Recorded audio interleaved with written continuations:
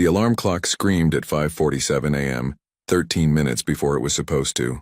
Emily Parker's hand shot out from under the thin comforter, slapping the snooze button with the practiced precision of someone who'd done this exact motion 1,000 times before. The small bedroom of her Brooklyn studio apartment was still dark, the winter sun not yet brave enough to challenge the New York night. She lay there for exactly 30 seconds, her daily luxury, staring at the water stain on the ceiling that vaguely resembled the state of Florida. The radiator clanked and hissed in the corner, providing just enough heat to keep the room tolerable, but not quite comfortable. Outside, she could hear the familiar symphony of the city waking up, delivery trucks rumbling down the street, the distant wail of sirens, someone's car alarm that had been going off intermittently for 3 days now. Emily sat up, her breath visible in the cold air. 25 years old, and this was her life. Not the life she'd imagined at 18 when she'd moved to New York with dreams bigger than her budget. But it was hers. Honest. Hard-earned. Simple. She padded across the cold floor to the tiny bathroom, avoiding the loose floorboard that squeaked loud enough to wake Mrs. Chen next door. The face that looked back at her from the mirror above the sink was tired. Dark circles under green eyes that used to be brighter, blonde hair pulled back in a ponytail that had seen better days. But she was still standing, still fighting. That had to count for something. The shower was lukewarm at best. The building's hot water was temperamental, and sharing one water heater among 12 apartments meant you either showered early or showered cold. Emily had learned to make peace with it. 5 minutes later, she was dressed in black pants and a white button-down shirt, her uniform for the restaurant. She'd iron it properly when she got there. Over it, she threw on her warmest coat, a thrift store find that was missing one button, but kept out most of the February wind. The subway ride from her neighborhood in Brooklyn to Manhattan was 45 minutes of standing room only, pressed between a man who smelled like he'd bathed in cologne and a woman whose shopping bags kept hitting Emily's legs. She used the time to mentally prepare for the day ahead, scrolling through her phone to check her bank account. The number that appeared made her stomach tighten. $847.23. Rent was due in 8 days. She closed the app and opened her notes instead, where she kept a running list of her goals. Save $15,000 for tuition. Current, $4,200, get back to school. Fall semester, find a better apartment. Quiet, working heat. Take mom to see a real Broadway show. The list was ambitious. Maybe too ambitious. But Emily had learned that if you didn't write down your dreams, they had a way of disappearing entirely. Marchetti's was the kind of restaurant that appeared in movies about New York. All exposed brick, Edison bulbs, and a wine list that cost more than Emily made in a month. It occupied the ground floor of a historic building in Tribeca, with floor-to-ceiling windows that looked out onto a cobblestone street. During the day, it was elegant. At night, it transformed into something magical, the kind of place where proposals happened and business deals were sealed over $30 pasta dishes. Emily had been working there for 2 years, ever since she'd dropped out of NYU after her freshman year when her father got sick, and the medical bills started piling up. The pay was decent, the tips were sometimes excellent, and the owner, Marco Marchetti, was fair if you worked hard. It wasn't her dream job, but it kept her afloat. "Emily, you're early, thank God." Sarah, the shift manager, rushed past carrying 3 bottles of wine. She was a whirlwind of energy. 32 years old, married to a teacher, and perpetually stressed but somehow always smiling. "We're short tonight," Sarah continued, not breaking stride. "David called in sick, and Monica's got that family thing. It's going to be just you, Tom, and Jasmine on the floor, and we've got a full house, every table, including the private section." Emily's heart sank. Being understaffed at Marchetti's on a Friday night was like being asked to swim across a river during a storm. Possible, but you'd arrive on the other side exhausted and probably a little traumatized. "The private section?" Emily repeated, hanging up her coat in the small staff room. The private section was a separated area at the back of the restaurant, reserved for VIP guests who valued discretion. Celebrities sometimes, business executives, people who didn't want to be photographed eating their risotto. Table 12, reserved for 8 p.m., Mr. Castellano's party. Sarah checked her watch. "That gives us 3 hours to handle everyone else. You good?" Emily nodded, already tying her apron. "I'm good." She wasn't good. By 7:30, she was drowning. The restaurant was chaos incarnated into the form of fine dining. Every table was full, and somehow they all seemed to need something at the exact same moment. Table 4 wanted their steaks redone because they were too medium for medium rare. Table 7's anniversary couple requested a specific wine that wasn't on the menu. Table 9 had a toddler who'd decided that throwing breadsticks was the evening's entertainment. Emily moved through it all with the practiced grace of someone who'd learned to carry 3 plates in each hand and smile through the exhaustion. Her feet ached in her non-slip shoes. A strand of hair had escaped her ponytail and was sticking to her forehead. She could feel a stress headache building behind her eyes. "Emily, table 6 needs water," Tom called out as he rushed past with a tray of appetizers. "On it. Table 3 wants to talk to someone about the gluten-free options." "I'll be right there." The kitchen was backed up. The bartender was falling behind on drink orders. And through it all, Marco stood at the front podium, greeting guests with the kind of calm that came from 30 years in the restaurant business, seemingly unaware that his staff was barely keeping their heads above water. At 7:55 p.m., Emily delivered a plate of pasta to table 8, assured them that yes, it was definitely the carbonara they'd ordered, and turned to head back to the kitchen. That's when she saw them, 4 men in dark suits entering through the main door. Marco's posture changed instantly, straighter, more attentive. He greeted them with a deference that Emily had never seen him show anyone, not even the minor celebrity who dined there last month.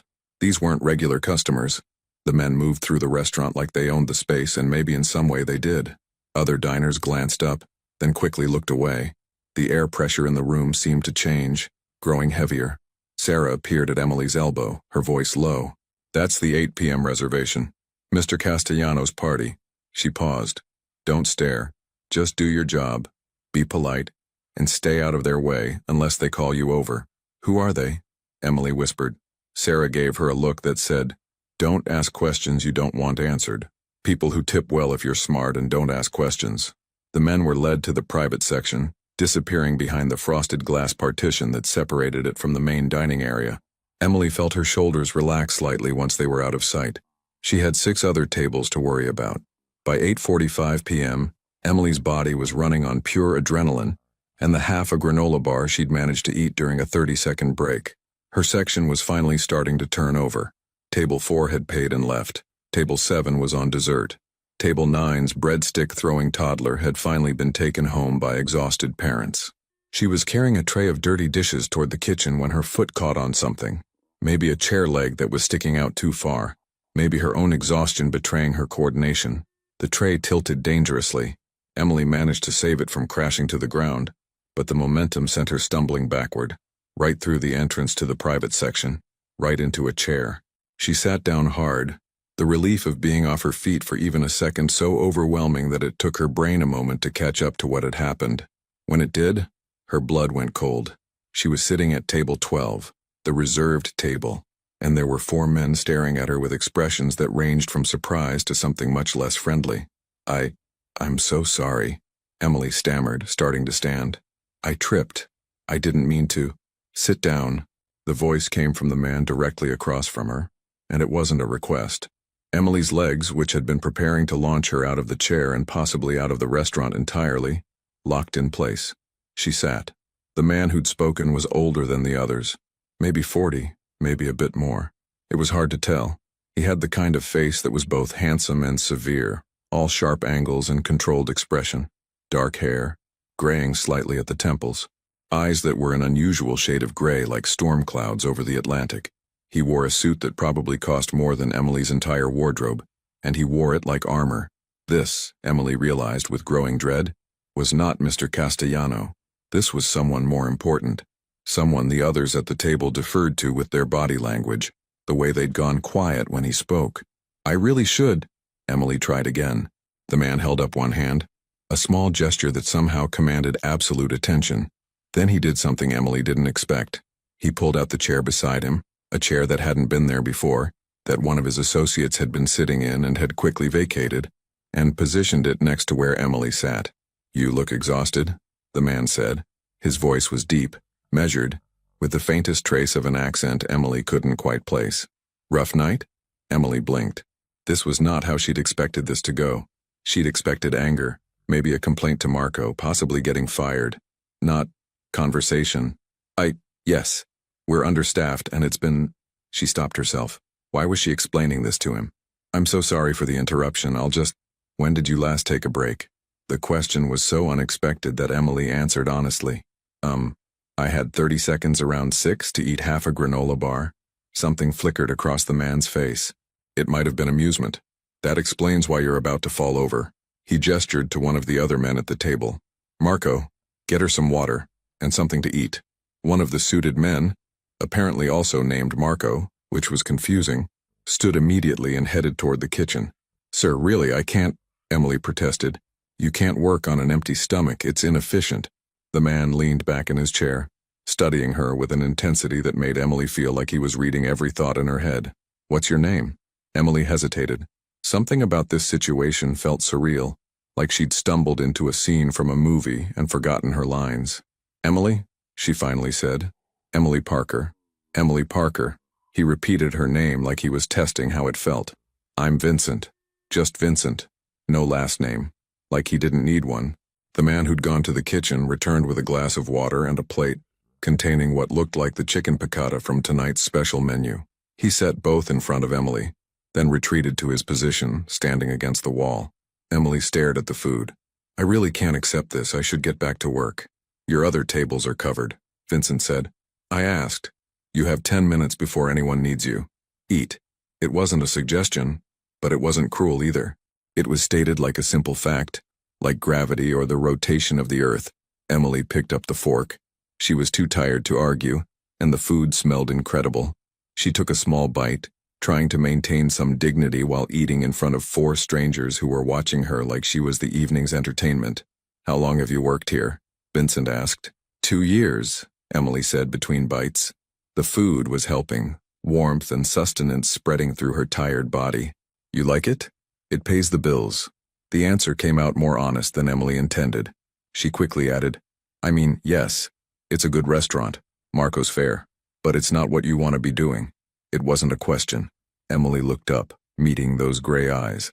There was something unsettling about how perceptive he was, how he seemed to see past the polite server smile to the exhausted student underneath. No, she admitted. I'm saving money.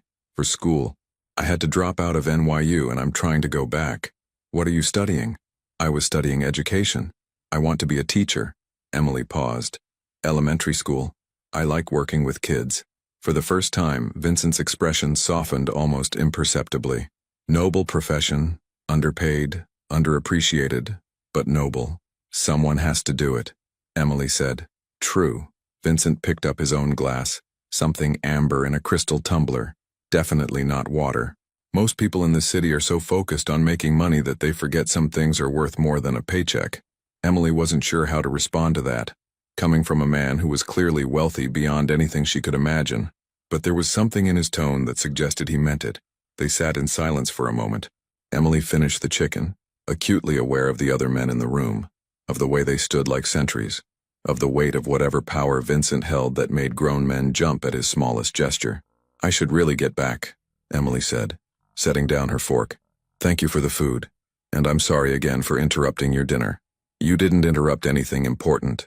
Vincent stood when she did, a gesture of old-fashioned courtesy that surprised her. Emily Parker, who wants to be a teacher. It was interesting to meet you. There was something in the way he said, interesting, that made Emily's heart skip a beat. Not threatening, but significant. Like she'd become something other than just another waitress in a city full of them. It was nice to meet you too, Emily managed, though. Nice felt like an inadequate word for whatever this strange encounter had been. She turned to leave, acutely aware of his eyes on her back as she walked away. The rest of the shift passed in a blur.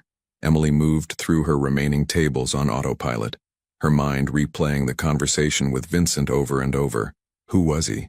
Why had he been so kind wasn't the right word. Interested, curious, and why had sitting across from him felt like standing at the edge of something dangerous and vast? By the time the last customer left at 11:30 p.m., Emily was running on fumes. She helped Tom and Jasmine with the closing duties, wiping down tables and restocking the server station, moving through the familiar routine with muscle memory. Did you really sit at table 12? Jasmine whispered as they folded napkins. She was 21. A dancer trying to make it on Broadway, and she loved gossip almost as much as she loved musical theater. I tripped, Emily said. It was an accident. Girl, you're lucky you didn't get thrown out on the street. Do you know who that was? Vincent something, he didn't give a last name. Jasmine's eyes went wide. Vincent Cole. That's Vincent Cole. The name didn't mean anything to Emily.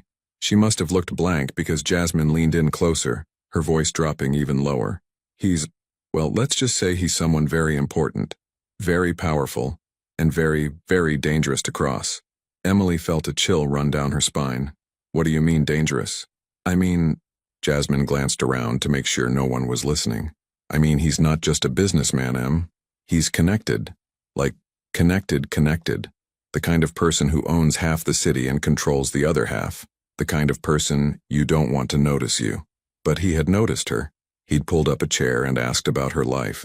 Emily finished folding the napkin in her hands, trying to process this information. Well, I'm sure I'll never see him again anyway. Probably for the best, Jasmine agreed. Emily left Marchetti's at 12:15 a.m., stepping out into the freezing February night. The temperature had dropped while she was inside, and the wind cut through her coat like it wasn't even there. She pulled it tighter around herself and started the walk to the subway station, her feet screaming in protest with every step. The streets of Tribeca were quieter now, most of the restaurants closed or closing. A few people hurried past, heads down against the cold. A taxi splashed through a puddle of slush. Somewhere a dog barked. Emily was halfway to the subway when she noticed the car. It was parked across the street, a dark sedan with tinted windows. Nothing unusual about that in New York, except Emily had that prickling sensation on the back of her neck, the one that said she was being watched. She picked up her pace. The car didn't move. Probably just paranoia, she told herself. Jasmine's warnings had gotten into her head, that's all. Vincent Cole was just another rich customer. The fact that he'd been kind to her didn't mean anything. The subway station was warm compared to the street above, crowded with late-night travelers and people who worked odd hours. Emily found a seat on the train, grateful to finally be off her feet. She pulled out her phone and checked her bank account again, as if the number might have magically changed in the last few hours. It hadn't. Still 847.23 hours. She opened a new app, one she'd downloaded last week but hadn't used yet. A tutoring platform where she could make extra money helping kids with homework online. If she could get a few clients, work a couple of hours each week in addition to the restaurant. The math was daunting but not impossible. Never impossible. The train rattled through the tunnel and Emily let her head rest against the window, watching the darkness rush past. In the reflection she could see her own tired face, and for just a moment, she allowed herself to remember sitting across from Vincent Cole, the intensity of his attention, the way he'd seemed genuinely interested in her answer about teaching, the elegant economy of his movements like someone who never wasted energy on unnecessary actions. Very powerful, very dangerous. Emily closed her eyes. Jasmine was right. It was better if she never saw him again. The universe, as it turned out, had other plans. The next day was Saturday, which meant another double shift at Marchetti's. Emily dragged herself out of bed at the same ungodly hour, went through the same routine, took the same crowded subway. When she arrived at the restaurant, Sarah was already there and she had a strange expression on her face. "Emily, we need to talk." Emily's stomach dropped. This was it. Someone had complained about last night. She was getting fired. "I'm so sorry about yesterday," Emily started. "I know I shouldn't have." "You're not in trouble," Sarah interrupted. "But this came for you this morning." She held out an envelope. Heavy cream-colored paper, Emily's name written on it in elegant script. "What is this?" "I don't know. It was delivered by courier at 6 a.m. They specifically asked for you." Emily took the envelope with trembling fingers. Inside was a card and something else. She pulled out the card first. "For your honesty. And because teachers should be able to pursue their education." There was no signature. Just those two sentences in the same elegant handwriting. Emily reached back into the envelope and pulled out the other item. When she saw what it was, her knees went weak. A check, made out to Emily Parker, for $15,000, the exact amount she needed for tuition. "Oh my God," Emily whispered. "Oh my God." Sarah peered over her shoulder and gasped. "Who? Emily, who is this from?" But Emily knew. She didn't need a signature to know. Vincent Cole, the man she'd sat across from for 10 minutes, the man who'd asked about her dreams, the man who was, according to Jasmine, very powerful and very dangerous, had just paid for her entire education. "I can't accept this," Emily said, even as her hands shook holding the check. This was everything she'd been working toward. 2 years of double shifts and sore feet and eating granola bars for dinner. All of it, right here in her hands. Are you insane? Sarah's eyes were huge. Emily, that's $15,000. I know, but I didn't earn it. I don't even know him. I can't just... Miss Parker? Both women turned. Marco was standing at the entrance to the dining room, and he wasn't alone. Vincent Cole stood beside him, wearing a different suit but the same expression of calm control. In the morning light streaming through the restaurant windows, he looked less like the mystery from last night, and more like what he was. A man who commanded rooms just by entering them. Mr. Cole requested a table for breakfast, Marco said, his tone making it clear this was not a request Emily could decline. Your section. Emily's heart was pounding. She looked down at the check in her hands, then back up at Vincent. He met her gaze steadily, those gray eyes revealing nothing. I'll be right there, Emily managed to say. Marco nodded and headed back to the kitchen. Vincent didn't move. You have questions, he said. It wasn't a question. I have about 1,000 questions, Emily replied, finding her voice. Starting with, why? Because you worked a 12-hour shift on your feet with barely a break. Because you apologized for something that wasn't your fault. Because when I asked what you were studying, you didn't make something up to impress me. You told me the truth. Vincent paused. And because I can afford it. And you can't. I can't accept this. You can. You will. He said it with the same matter-of-fact tone he'd used last night. Consider it an investment. The city needs good teachers. I'm simply ensuring we get one. This isn't... People don't just do things like this. I do. Vincent turned toward the dining room. I believe I have a table waiting. Unless you plan to turn away a customer. Emily stood there, clutching the check, her mind racing. Every instinct told her this was wrong, that accepting money from a stranger, from someone Jasmine had called dangerous, was a terrible idea. But the check in her hands represented freedom. It represented going back to school, pursuing her dreams, not having to work herself into exhaustion just to tread water. It represented everything she'd been fighting for. Table 7, Emily finally said, her voice barely above a whisper.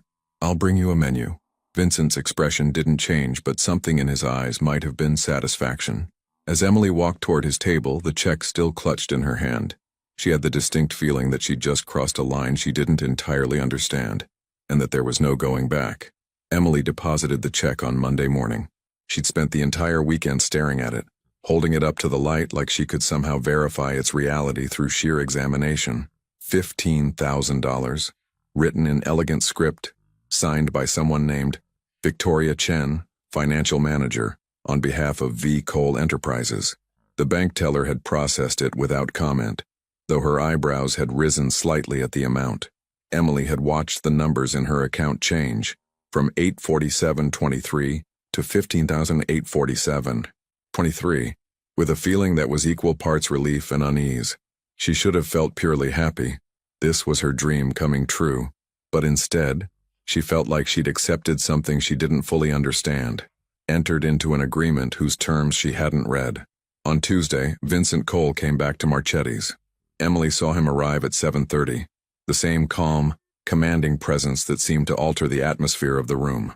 Marco greeted him with the same deference, led him to a table in Emily's section, table 7, the same one as Saturday, and Vincent settled in like this was his regular routine. Emily approached with a menu and water, her heart beating faster than it should. Good evening, Mr. Cole, she said, keeping her voice professional. Can I start you with something to drink? Vincent, he corrected, looking up from his phone. And sparkling water is fine. Thank you for asking, Emily. The way he said her name, like they were already familiar, already past the formalities, made something flutter in her chest. I deposited the check, she said quietly, glancing around to make sure no one was listening. I wanted to thank you. I don't even have words for what it means. Then don't worry about words, just use it well. Vincent's expression was unreadable. Are you going back to NYU? If they'll take me back, I have to reapply, but my advisor said my chances are good. Emily paused. Can I ask why you did it? I already told you why. No, I mean, really why?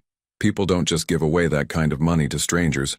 Vincent considered her for a moment, those gray eyes thoughtful. Let's say I recognize potential when I see it. And I believe in investing in things that matter. I'm not an investment, I'm a person. The best investments always are. He said it without irony. Now I believe I'd like to order dinner. What do you recommend?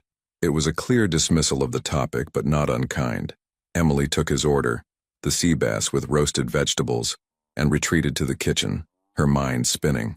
Over the next 2 weeks, Vincent became a regular.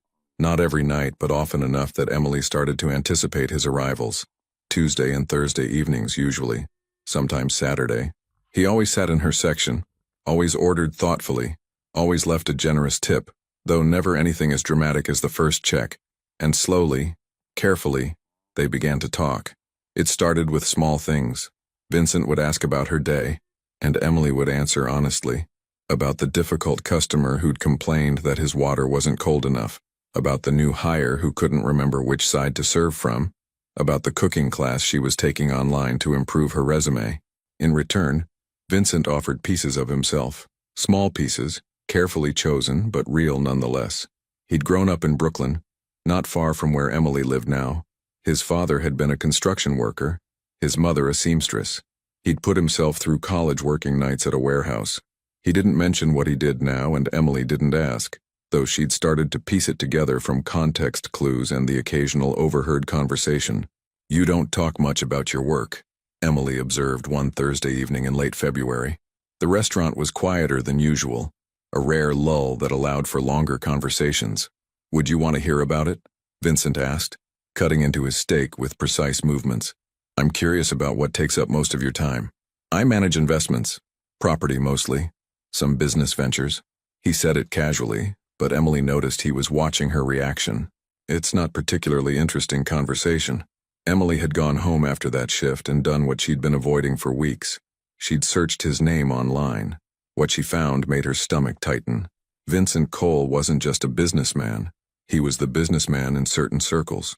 Property developer, yes, but also connected to a network of enterprises that occupied the gray areas of legality. The articles were careful, never stating anything outright, but the implications were clear. There were photos. Vincent at charity galas, always in impeccable suits. Vincent cutting ribbons at new building openings. Vincent leaving courthouses after testifying in cases that had been mysteriously dismissed. And there were older articles, from 15 years ago, about a different Vincent Cole, one who'd been questioned in connection with activities that the articles described with phrases like alleged organized crime connections and suspected involvement. Nothing proven, nothing charged, but the smoke was thick enough to suggest fire. Emily had closed her laptop feeling like she'd opened a door she couldn't close. The man who asked about her day, who remembered that she preferred tea over coffee, who'd paid for her education, that man existed in a world she'd only seen in movies. She should have been scared. Maybe she was. But she was also, despite everything, still curious. "You've been quiet tonight." It was a Tuesday in early March, and spring was beginning to assert itself against winter's grip. The temperatures had climbed above freezing, and the piles of gray snow were finally melting into the gutters. Emily looked up from where she'd been refilling Vincent's water glass. "Sorry. Long day." "That's not it." Vincent set down his fork. "Something's bothering you." The restaurant hummed around them. The clink of silverware, the murmur of conversations, someone's laughter from across the room. Emily glanced toward the kitchen, making sure no one needed her, then made a decision. "I looked you up," she said quietly. "Online." Vincent's expression didn't change. And I found, articles, things about your business. About," she struggled for the right words, "about activities that might not be entirely legal." "Might not be," Vincent repeated. "That's careful phrasing. I'm trying to understand who you are, who I've been talking to." "Fair enough." Vincent leaned back in his chair, studying her. "What do you want to know? Are the things they suggest true?" "Some of them. Not all of them. The truth is usually more complicated than what fits in a news article." He paused. "Does it change anything, knowing what you think you know?"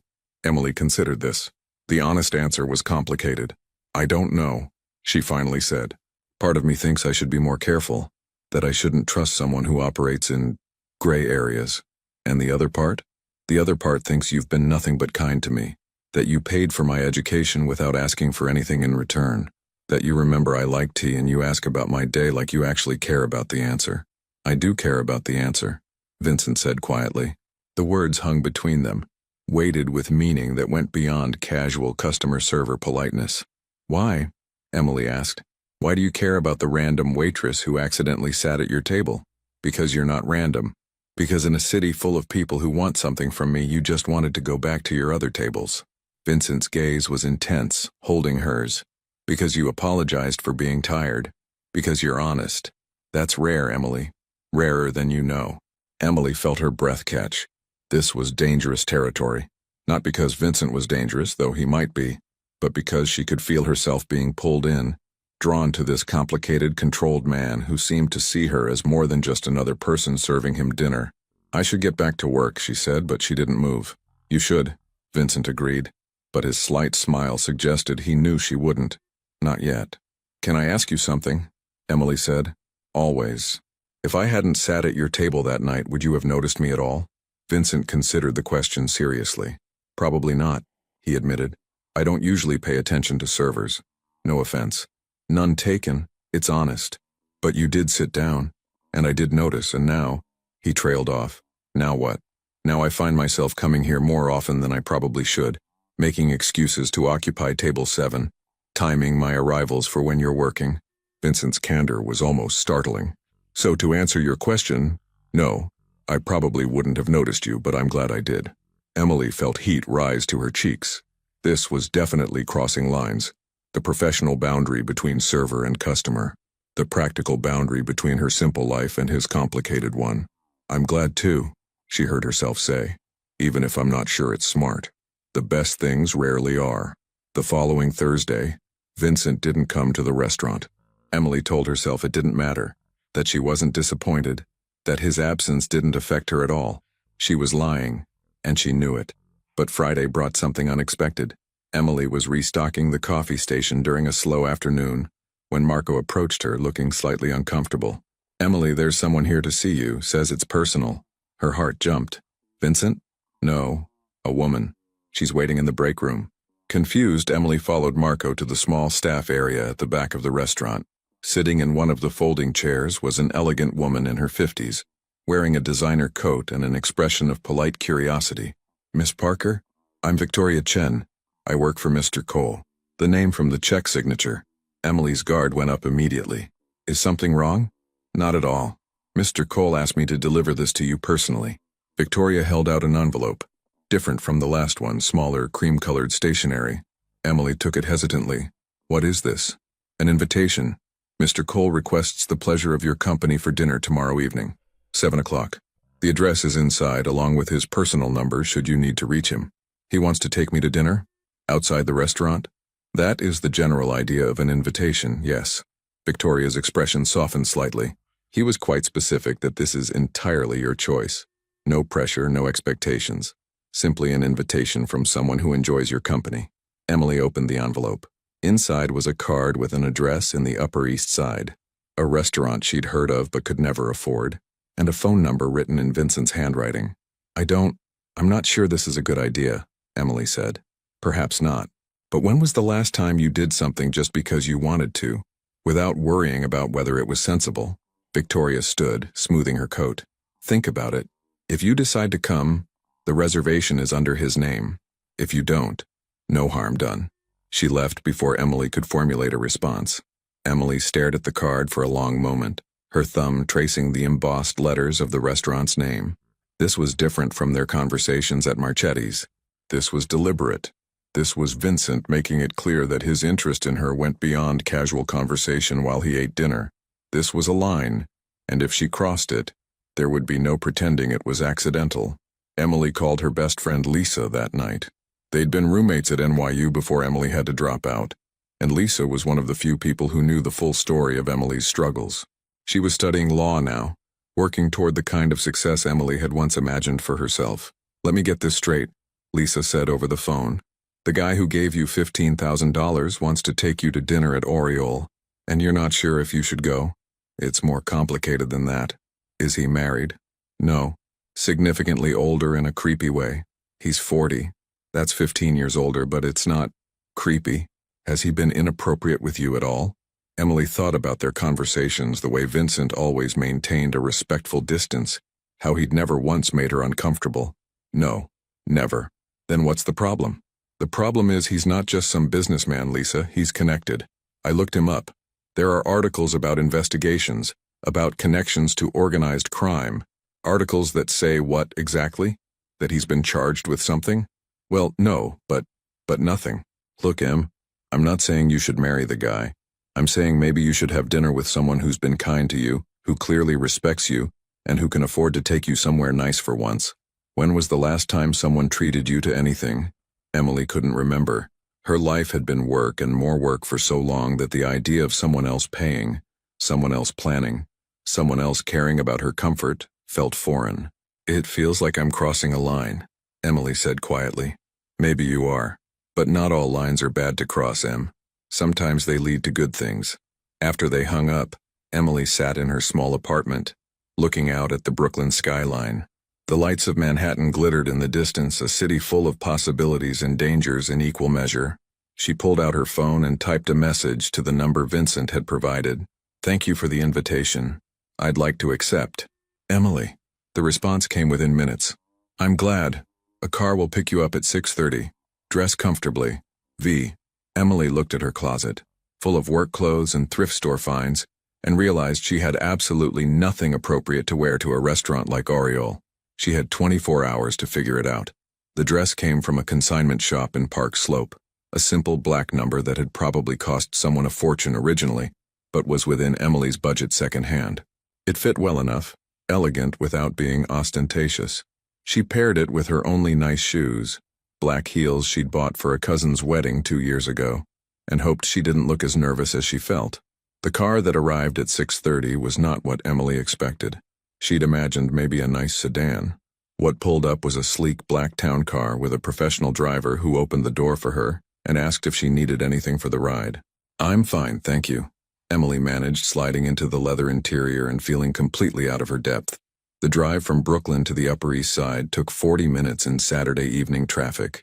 Emily watched the city scroll past the tinted windows, each neighborhood a different world. By the time they pulled up in front of Oriole, her hands were shaking slightly. Vincent was waiting outside. He wore a charcoal suit without a tie, the top button of his shirt undone, the most casual Emily had ever seen him, and somehow it made him even more attractive. When he saw her step out of the car, something shifted in his expression. Appreciation, maybe, or something deeper. Emily, you look beautiful. Thank you. You didn't have to send a car. I wanted to. Shall we? He offered his arm, and after a moment's hesitation, Emily took it. The restaurant was everything she'd imagined and more. Soft lighting, impeccable service, an atmosphere of hushed elegance that made Emily acutely aware of every move she made. But Vincent guided her through it all with easy confidence, his hand light on her back as they were led to a corner table with a view of the street below. This is incredible, Emily said once they were seated. I've never been anywhere like this. Good. I wanted to show you something new. Vincent's attention was focused entirely on her, making her feel like the only person in the room. Thank you for coming. I wasn't sure you would. I wasn't sure either, honestly. What changed your mind? Emily considered the question. Curiosity, maybe. Or, I don't know. You've been kind to me and I wanted to understand why. Who you are when you're not sitting at table 7. Fair enough. What would you like to know? Over appetizers, scallops so perfectly prepared they melted on Emily's tongue, she asked him about his work. Really asked this time. Vincent answered carefully but honestly, explaining his property development business, the buildings he owned across the city, the investments he managed. And the other things? Emily asked. The gray areas. I won't lie to you, Emily. My business interests extend into areas that aren't always completely legal. I own establishments that some people would consider morally questionable. I have connections to people that law enforcement would prefer I didn't. He paused. But I don't harm innocent people. I have rules. Lines I won't cross. What kind of lines? I don't deal in anything that exploits the vulnerable. No substances that destroy lives. No operations that prey on desperation. I'm not claiming to be a good man, but I have standards. Emily absorbed this. It wasn't reassuring exactly, but it was honest. And there was something about Vincent's directness that she appreciated, even if the content of his honesty was troubling. Why are you telling me this? She asked. Because if you're going to know me, really know me, you deserve the truth. I won't pretend to be something I'm not. The main course arrived. For Emily, a perfectly cooked fillet. For Vincent, lamb chops with a mint reduction. They ate in comfortable silence for a few moments before Vincent spoke again. "Tell me about your family." It was Emily's turn to be honest. She told him about her father, who'd been a postal worker before the heart attack that killed him 3 years ago, about her mother who worked 2 jobs trying to keep their house in New Jersey, about the medical bills that had consumed Emily's college fund and forced her to drop out. "That's why teaching matters so much to you," Vincent observed. "Because you know what it's like to have limited options. I want to help kids who might not have anyone else believing in them. Kids like I was. You still are a kid in many ways. 25 is very young. I don't feel young. I know. That's what happens when life forces you to grow up faster than you should." Vincent's expression was understanding. "But you shouldn't have to carry everything alone, Emily. It's okay to let someone help sometimes." "Is that what you're doing? Helping?" "I'm trying to, if you'll let me." After dinner, Vincent suggested a walk. The March evening was cool but not unbearably cold, and the city streets were alive with Saturday night energy. They walked through Central Park, the paths lit by antique-style lamps, other couples and groups passing them in both directions. Then it started to rain. Not a downpour, just a gentle spring rain that turned the lamplight into halos and made the pavement gleam. Emily laughed, tilting her face up to feel the drops, and when she looked back at Vincent, he was watching her with an expression she couldn't quite read. "We should find cover," she said, "or we could keep walking." So they did. Vincent offered her his jacket, which Emily accepted, breathing in the scent of expensive cologne and something uniquely him. They walked through the rain, talking about everything and nothing. Her favorite books, his opinions on the best pizza in Brooklyn, whether the Yankees or Mets were the superior team. "I can't believe you're a Mets fan," Emily teased. "That's the most disappointing thing I've learned about you all night." "More disappointing than the quasi-legal business ventures?" "Way more disappointing." Vincent laughed, really laughed, and the sound was so unexpected and genuine that Emily felt something shift in her chest. This man, who commanded rooms and built empires and operated in moral gray areas, was laughing at her baseball joke. By the time they made it back to where the car was waiting, they were both damp and Emily's hair had come loose from its careful styling, curling in the humidity. She probably looked a mess, but Vincent was still looking at her like she was the most interesting thing he'd seen in years. "Thank you for tonight," Emily said as they stood beside the car. "For dinner, for the walk, for all of it. Thank you for saying yes." Vincent hesitated, then added, "Can I see you again?" "Not at the restaurant. Like this." Emily knew she should say no, knew that getting closer to Vincent Cole was probably a mistake, possibly dangerous, definitely complicated. "Yes," she said anyway. "I'd like that." Vincent smiled. Not the controlled smile she'd seen before, but something warmer, more open. "Good. I'll call you." The ride back to Brooklyn felt shorter than the ride there, Emily's mind replaying the evening over and over. The conversation, the rain, the way Vincent had looked at her like she mattered. She was in trouble. Deep trouble. Over the next 3 weeks, Emily saw Vincent outside the restaurant 4 more times. Coffee on a Wednesday afternoon in a quiet cafe in the West Village. A matinee showing of an old movie at an independent theater. A Sunday morning walk through the Brooklyn Botanical Gardens. Each time, their conversations grew longer, more personal, the distance between them shrinking incrementally. But there were warning signs too. Emily started noticing things. A car that seemed to follow her from the subway to her apartment 2 nights in a row. A man in a dark coat who appeared in 3 different places she visited in 1 week. Could be coincidence, but something about it felt wrong. Then there were the looks from co-workers. Sarah pulled her aside one day with concern written all over her face. "Em, I need to talk to you about Vincent Cole." "What about him?" "People are noticing. The way he requests your section. The way you two talk. And I've heard things, Em. He's not someone to get involved with." "We're just friends," Emily protested weakly. "Are you? Because it doesn't look like just friends from where I'm standing." Sarah's expression was serious. "I care about you, okay? And I don't want to see you get hurt. Men like Vincent Cole, they're dangerous. Not just because of what they do, but because of the world they live in, the people around them." Emily wanted to argue, but she couldn't, because Sarah was right. She'd seen enough news articles, heard enough whispered warnings, noticed enough strange occurrences to know that Vincent's world was nothing like hers. But knowing something intellectually and feeling it emotionally were different things. The breaking point came on a Tuesday in late March. Emily was closing her apartment door after getting home from an afternoon shift when her phone buzzed with a text from an unknown number. Stay away from Vincent Cole. This is your only warning. Her blood went cold. She stared at the message, then at her door, suddenly very aware of how alone she was. Another text came through. We're watching you. Emily's hands shook as she locked the deadbolt, checked the windows, pulled the curtains closed. She called Vincent immediately. He answered on the first ring. Emily, what's wrong? I'm getting messages. Threatening messages. They know about you, about us. Her voice was tight with fear. There was a pause, and when Vincent spoke again, his voice had changed, harder, colder. Send me the screenshots. Don't leave your apartment. I'm sending someone to you now. Vincent, what's happening? Someone found out about you, about us. I'll explain everything, but right now I need you to stay inside and stay safe. Can you do that? Emily looked around her small apartment, at the locks that suddenly seemed flimsy, at the windows that suddenly seemed vulnerable. Yes, she whispered. I can do that. Good. Marcus will be there in 20 minutes. He's one of my security team. Let him in when he knocks. He'll identify himself properly. I'm coming as soon as I can. The line went dead. Emily sat on her couch, hugging her knees to her chest, watching the clock tick away the minutes. Outside, she heard a car door slam, footsteps in the hallway. This was real. The danger wasn't abstract anymore, wasn't something she could rationalize away or pretend didn't exist. This was Vincent's world reaching out to touch her, and she had no idea if she was ready for what came next. Marcus arrived exactly 20 minutes later, just as Vincent had promised. He was a tall man in his mid-30s, broad-shouldered and professional, wearing a dark jacket that didn't quite conceal the communication device in his ear. When he knocked, he announced himself clearly. Miss Parker, my name is Marcus Webb. Mr. Cole sent me.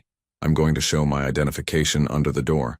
Emily watched as a business card slid across her floor. It had Vincent's company logo and Marcus's photo, along with a security clearance number. She'd become the kind of person who needed armed security outside her Brooklyn apartment, and the reality of that made her stomach turn. She opened the door. Miss Parker. Marcus's voice was calm, reassuring. I'm going to position myself in the hallway. Mr. Cole is approximately 15 minutes away. You're safe now. What's happening? Who sent those messages? Mr. Cole will explain everything. For now, I need you to stay inside and away from the windows. Can you do that for me? Emily nodded, retreating back into her apartment. She sat on the couch, phone clutched in her hand, listening to Marcus's presence in the hallway, a barrier between her and whatever threat existed beyond her door. 13 minutes later, she heard Vincent's voice. When she opened the door, he was there, and the carefully controlled man she knew looked different. His jaw was tight, his eyes sharp with something that looked like barely contained anger. But when he saw her, his expression softened. Are you all right? I'm scared, Emily admitted. Vincent, what's going on? He stepped inside, Marcus closing the door behind them and taking up position just outside. Vincent's gaze swept her apartment, taking in the modest furnishings, the textbooks stacked on the small desk, the window that looked out onto the fire escape. This isn't secure, he said quietly. We need to move you somewhere safer. This is my home. I know, and I'm sorry, but someone found out about you, Emily, about us, and they're using you to get to me. Emily's legs felt weak. She sat down heavily on the couch. Who? Why? Vincent sat beside her, maintaining a respectful distance even now. I have competitors, people who would like to see me weakened or removed from certain business operations. You've been seen with me. They've connected the dots. So this is because of you. Because I said yes to coffee, to dinner, to all of it. Yes. Vincent didn't flinch from the accusation. This is my fault. I should have been more careful. I should have kept you at a distance. Then why didn't you? The question hung between them. Vincent looked at her, really looked at her, and for the first time since she'd met him, Emily saw something unguarded in his expression. Because I didn't want to, he said simply. Because for the first time in longer than I can remember, I met someone who didn't want anything from me, who talked to me like I was just a person, who made me feel. He stopped, searching for words. Normal, human. Emily's anger warred with understanding. She wanted to blame him, to push him away, to go back to her simple life before Vincent Cole had pulled up that second chair. But she couldn't deny her own role in this. She'd said yes. She'd kept saying yes, even when the warning signs were clear. What happens now? She asked. Now I give you a choice. The real choice I should have given you from the beginning. Vincent's voice was steady, but his eyes were intense. You can walk away. I'll make sure you're protected. New apartment with proper security, enough money to finish school without working, complete separation from me. You'll be safe, and you'll never have to see me again. Or you stay. You accept that being close to me comes with risks. I can minimize them, protect you as much as possible, but I can't eliminate them entirely. Not in my world. Emily stood, needing to move, to think. She walked to the window, looking out at the street below. A black SUV was parked at the curb, more of Vincent's security, no doubt. I don't want to live in fear, she said. I don't want to need armed guards just to go to work. I know, but I also... Emily turned to face him. I can't pretend the last month didn't happen, that I don't care about you. Vincent stood, crossing to her slowly, giving her time to step back if she wanted. She didn't. I care about you too, he said quietly. More than is probably wise. More than I intended to. Then help me understand. Make me understand why this is worth it. Why your world, with all its dangers and moral ambiguities, is something I should choose to be part of. I can't make that argument, Emily, because honestly, you shouldn't choose it. You should take the out I'm offering and build the life you deserve, teaching, simple, safe. That would be the smart choice. But I'm selfish enough to hope you won't make the smart choice. That you'll choose this, choose us, despite the risks. Emily's heart hammered in her chest. Everything rational told her to walk away, but standing here, looking at Vincent's unguarded expression, feeling the weight of his honesty, she found herself unable to do it. I need time, she finally said.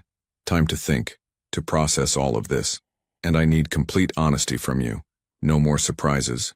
No more discovering things after the fact. If I'm going to make this choice, I need to know what I'm choosing. Fair enough. Ask me anything. Have you ever hurt anyone? Physically? Vincent didn't hesitate. Yes, in self-defense, and once to protect someone who couldn't protect themselves. I won't pretend I'm non-violent, but I'm not cruel. I don't enjoy causing pain. Are you involved in anything that actively harms innocent people? Not to my knowledge, but my business associates don't always share my standards. I can't control everyone I work with. If I choose to stay, what does that look like? Do I get security following me everywhere? Do I have to quit my job? Change my life completely? You get security when necessary. You keep your job if you want it, though I'd prefer you didn't work yourself to exhaustion anymore. You live your life but with awareness of potential risks. And, Vincent paused, and you'd have me, for whatever that's worth. Emily felt tears prick her eyes. This was insane. A month ago, she'd been worried about making rent. Now she was deciding whether to enter into a relationship with a man whose world included threats, security details, and moral compromise. I'll stay, she heard herself say, but on my terms. I'm not going to be helpless or ignorant. If I'm in this world, I need to understand it. And I need to keep being myself, keep working, keep pursuing teaching, keep my independence. Can you accept that?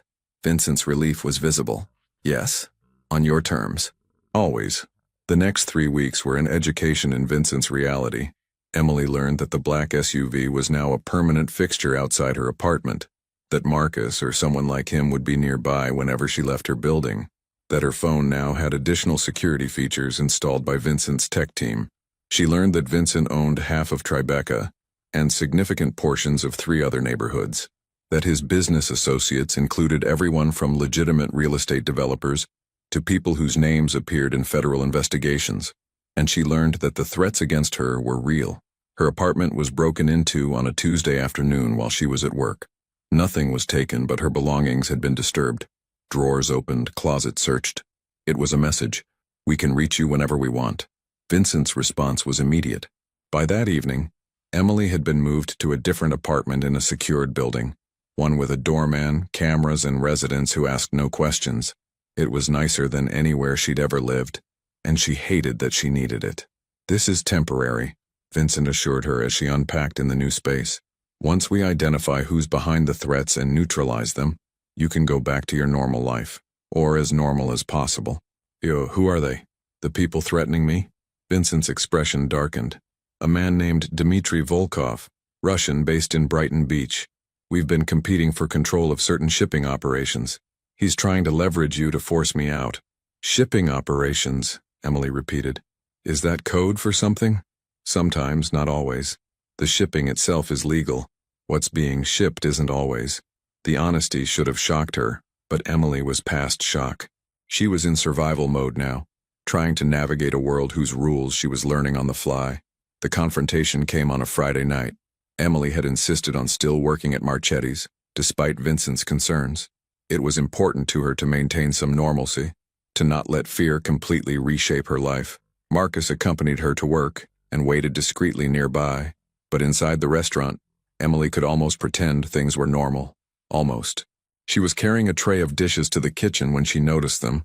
2 men at table 9 who hadn't been there a moment ago. They weren't dressed for Marchetti's, their suits cheaper, their demeanor harder, and they were watching her. Emily's stomach tightened. She caught Marcus's eye through the window. He was already moving.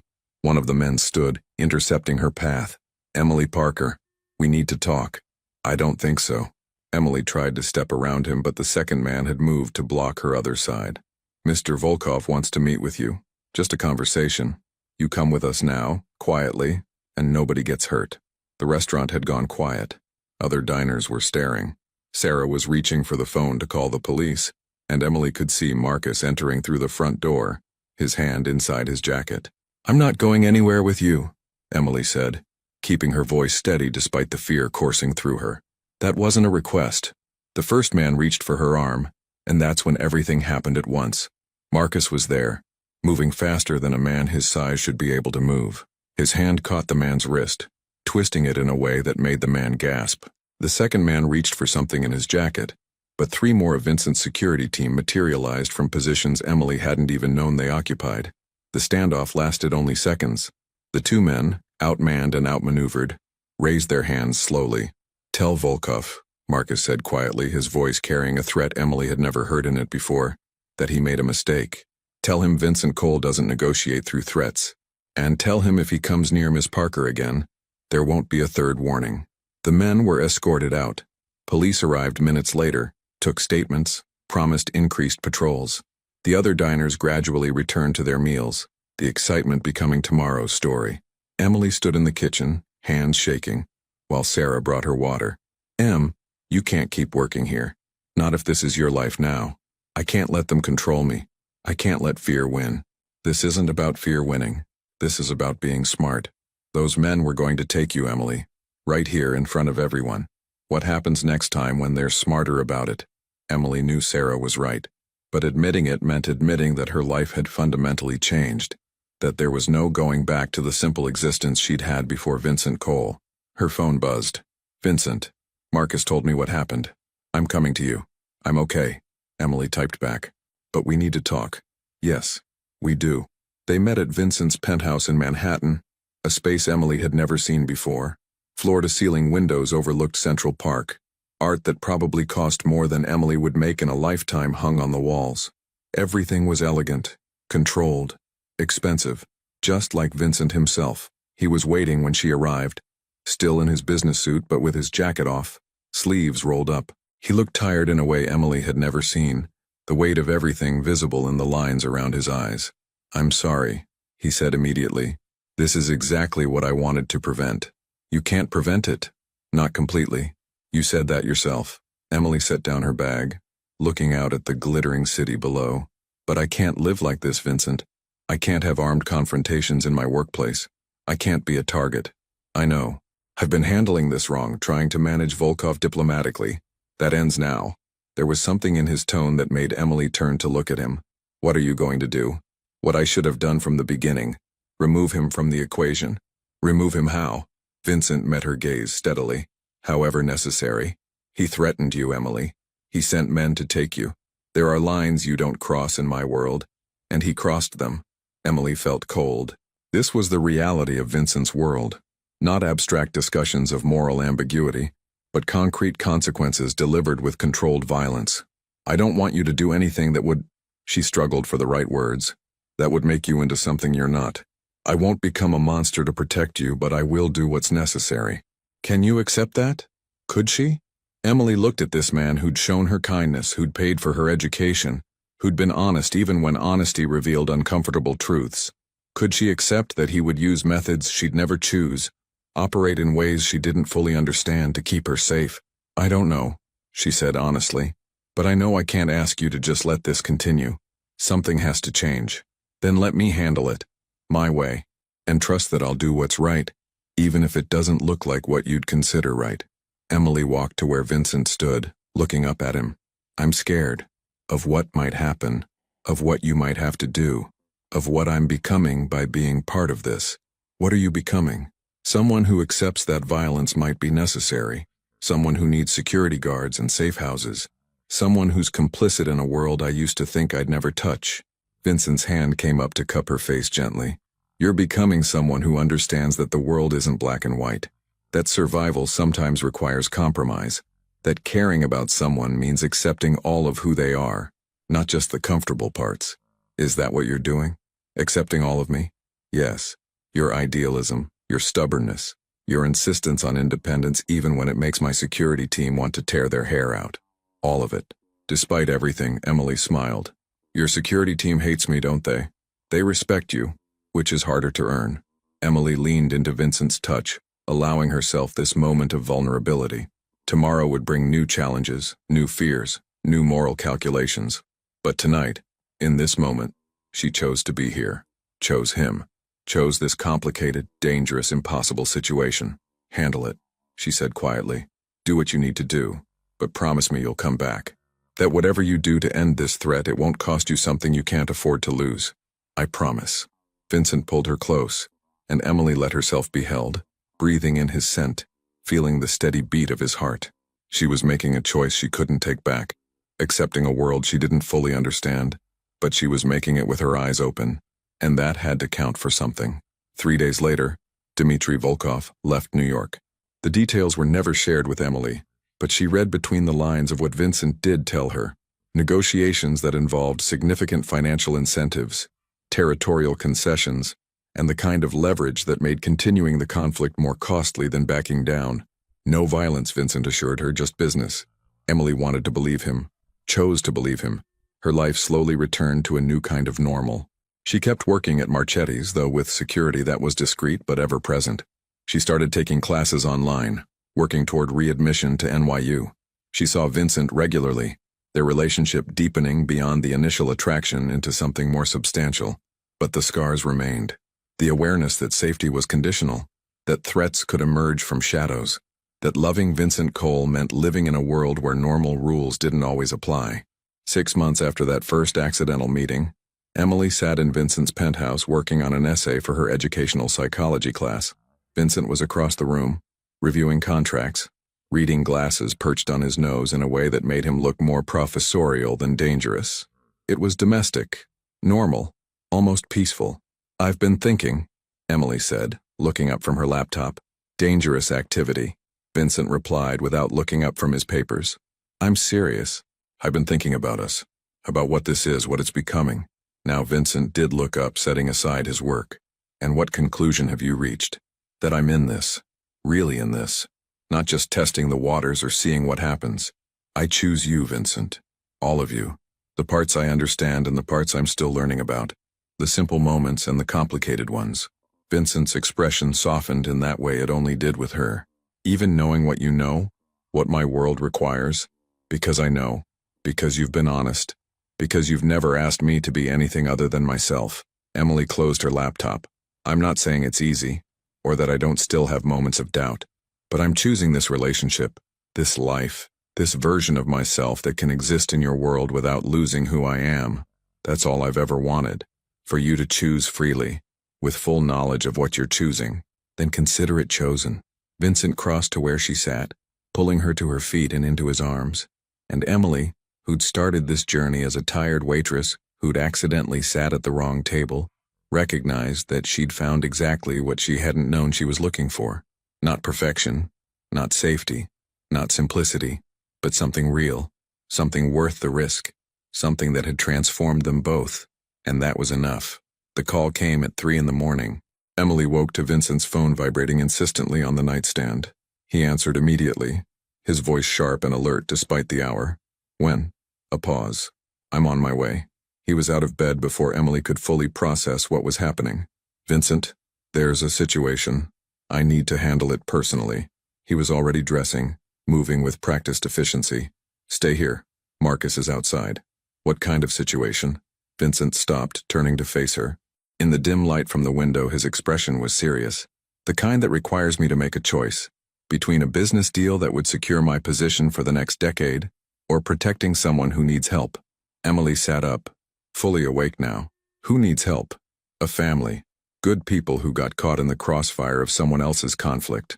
I can either attend the meeting that finalizes my expansion into the waterfront properties, or I can pull resources to get them somewhere safe. I can't do both. Then there's no choice. You help them. It's not that simple, Emily. This deal represents years of work.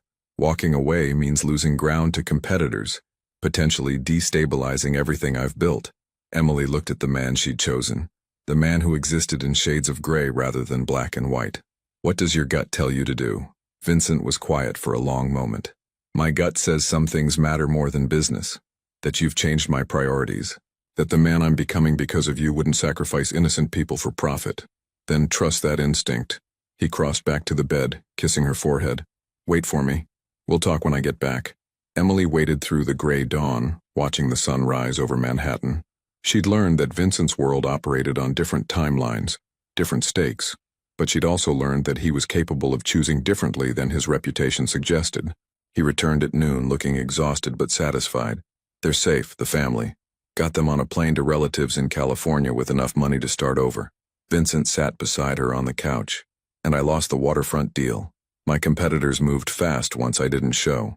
Do you regret it? No. For the first time in my career, I chose people over power.